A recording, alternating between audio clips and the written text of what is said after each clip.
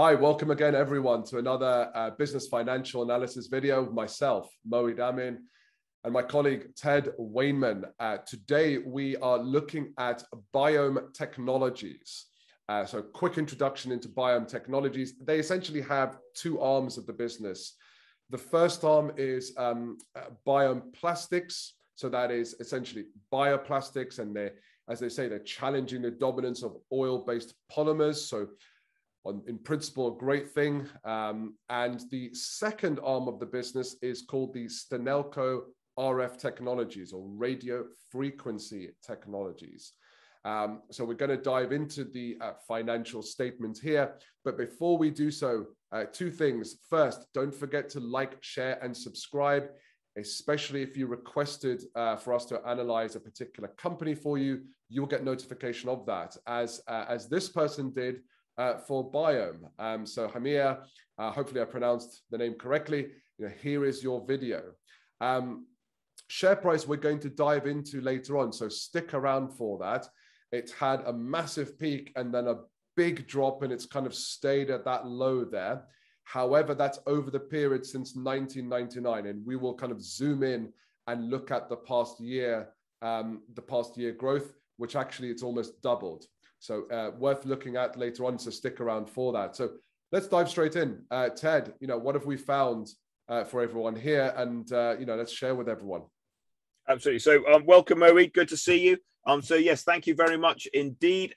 Do remember that we are looking at the financial analysis. So this is by its very nature backward looking. So if any of our viewers would like to provide insight about the future prospects of the company, the deals in the pipeline, the opportunities, the size of the market, and why they think this is a buy, then they are more than welcome to share that with us. So if you are using this as part of your investment analysis, and I know that a lot of do like to use this, they are kind of on the investment side of the spectrum, then please remember that what we are looking at is, first of all, it is out of date. I get that, believe me, it is out of date, but it is a past look. So I kind of liken this a bit like it's like the service history of a second-hand car. You kind of need to kind of, think about what you're going to be using the car for as well, but it does form part of your analysis, and it's also quite out of date because it's for the 31st December 2020, and we are right now at the end of October. So I get it, it is out of date. You don't have to put it in the comments, but if you do want to put it in the comments, I love to hear from everyone. Just please, I would ask if you could be polite. So we are going to look at the financial statements, and as you mentioned, there's lots of information about the company on these financial statements. They're available on the website. So if you are looking to invest in this company and you want to understand what they do a little bit more, find out who's on the board, what their management experience is, then this is the document that you want to be reading. However, do remember that this is generally speaking kind of best foot forward. So there's going to be a nice veneer over it as they present the figures in the way that they really want you to understand them.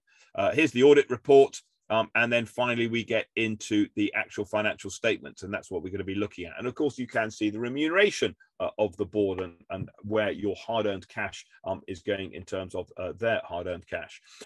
So here we look at, here's the remuneration. So top line, first thing we notice is the sales. Sales are down. Okay, so this company has seen a drop in sales. We're in pounds, thousands, you'll notice, which means that the sales have dropped from 6.9, nearly £7 million down to £5.7 million. So it's a pretty small company on £5.7 million worth of turnover.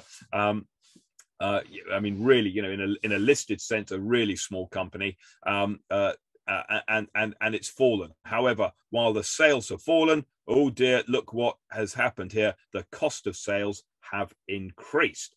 Now we can go and have a look at note 10 and it'll tell you a little bit more about that. But, just as sort of the headline level, the gross margin for this organization has fallen from 43% down to 29%. Okay, now you expect the gross margin to stay constant, all other things being equal. So clearly all other things are not equal. A drop in sales and a fall in the gross margin is not really adding up.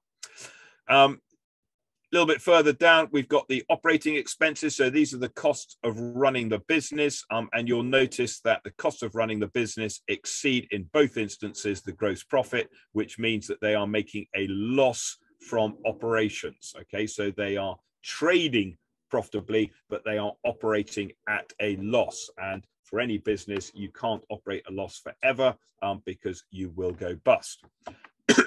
So this then starts to become a little bit of a play in terms of, can they turn the corner? Can they hit profitability before either A, they run out of cash, or B, the investors get bored of hearing the same old story and stop throwing money at this company.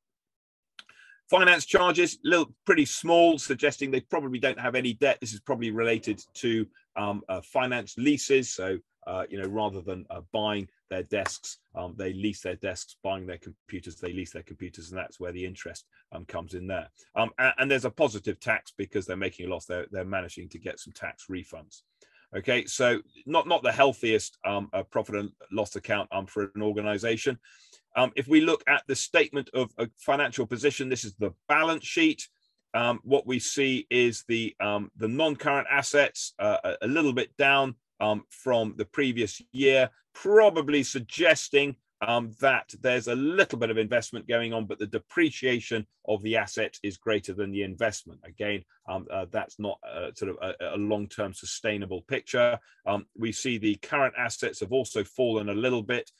However, the current assets, when we compare the current assets to the current liabilities, liquidity doesn't seem to be a problem for these guys. So they're trading at a loss, but they've got and you can see here they've got quite a lot of cash sitting in the bank, less than last year, but they do have a reasonable amount of cash. So these guys are not kind of choking and spluttering and about to kind of fall over anytime soon.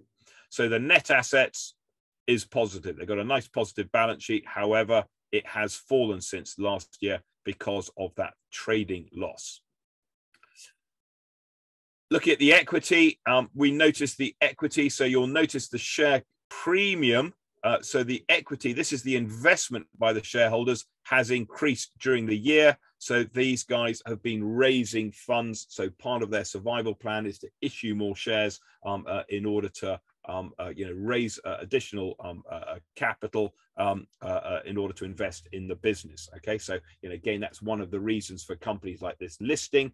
They'll list, they'll use those equity markets in order to fund the business up to ultimately to become the kind of the same size as Amazon or Apple, for example. That's their aim. Probably start off with a unicorn at $1 billion before they go for the $1 trillion.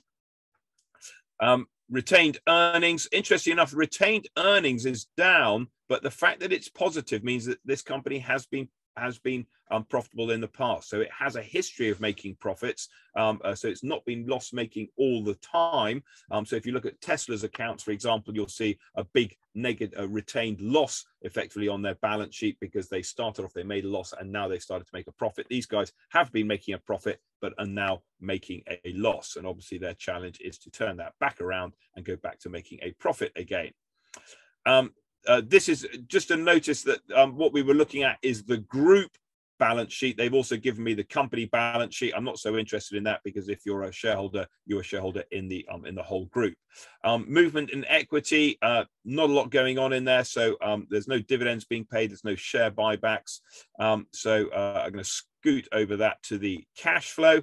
And here's the cash flow. Now, key here is net cash outflow from operations. Okay, this is a really, really key number. They are losing $1 million a year. Okay, a little bit down from last year, but they still have cash out. Okay, so the cash out now becomes a pretty important factor. And if we just scroll down to the bottom of the cash flow, let me clear the annotation and scroll down. So if we look at the bottom of the cash flow, we see they finished the year with 1.7 million in the bank. Their cash burn is 1 million. So they can, they're basically, they've got, just over 1.5 years left before they run out of cash. And that is why they are issuing shares in order to fund the business. So the financing activities, this is where we see issue of shares, buyback of shares, issue of debt, buyback of debt, for example, or taking out loan, repaying a loan, what we see here is that they are issuing shares, and then we've got the costs. So these are the bankers' fees of issuing those shares. So quite an expensive share issue, and they are raising additional money. So they're quite dependent. The auditor's report will say they're a going concern because they got enough cash to trade for 12 months. So that's not a problem. However, these guys are dependent on their ability to go back to the market and to keep raising capital in order to pay for the in order to kind of keep financing their activity. So if the market say no, I'm not interested, then these guys will fall over pretty quickly. And obviously, if the market is interested and will continue to finance these guys, then if you are an existing shareholder, then you will be diluted. They're probably doing a rights issue, which means that you will be asked to put your hard-earned cash after the last investment, but it is it is going to be costing you either in dilution or in additional cash if you believe this company. So that's just a kind of caveat if you are looking at this company from an investor's point of view. If you're looking at them from a supplier's point of view, that they look like they will pay their bills, but it's just to be aware that this is not the kind of the healthiest company in the world. They can look at their liquidity isn't an issue. It looks to me like they pay their bills in 45 days, so they're pretty good payers in terms of accounts payable, accounts receivable a little bit longer. So they do have a little bit of working capital strain, but they've got easily enough working capital in the business, so it's not causing them any problems at all. I just thought it might be worth actually just, if we go back to our income statement, it's probably worth just having a little look at that note 10, the revenue number 2, and the cost of goods sold. You remember this note 10 here? I think this is kind of a key driver of the business. You'll notice that they're very, very low in terms of their gross profit and that fall in the gross profit margin. So here's our note 10. Note 10 is really giving us information about the inventories rather than the cost of sales, and it relates to the cost of the goods sold.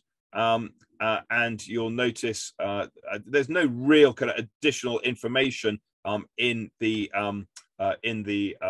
accounts regarding the cost of sales. So there's no clues here as to why that gross margin has fallen. However, when I look at this, 43% down to 29%, that is a very, very big fall for an organization.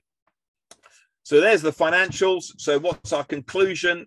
They've got cash. They're going to hang around. They'll be around next year, probably the year after. But it's an uncertain future. They really need to start trading profitably. They really need to start generating cash from the trading operations, or they will be very dependent on the goodwill or the buy-in of their suppliers. Their equity suppliers, their shareholders, to carry on backing the business.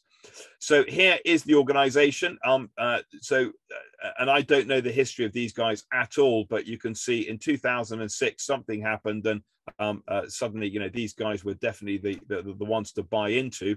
So I'm hoping that we don't have any viewers who bought in right up here, because if you bought in there, basically you've lost everything. But will they go back again? Well, I think that looking at the company from this perspective is probably not really very helpful. So let's zoom in on the last year. So here's the last year. So interesting enough, in the last year, quite a big positive. Now, remember, we've been looking at the 2020, and the 2020 is effectively from this bit looking backwards. Okay, so what we've been doing is looking backwards. If you're an investor in this company, you're going to be looking forwards, and it looks to me like there's a story that they're telling the market, and that story is starting to take fruition. So maybe, I guess, from a financial analysis point of view, I'd be quite interested to revisit this business in when they produce their 2021 accounts, and see, is that sort of turnaround reflected in the numbers? Are they starting to make a profit? Are they generating cash?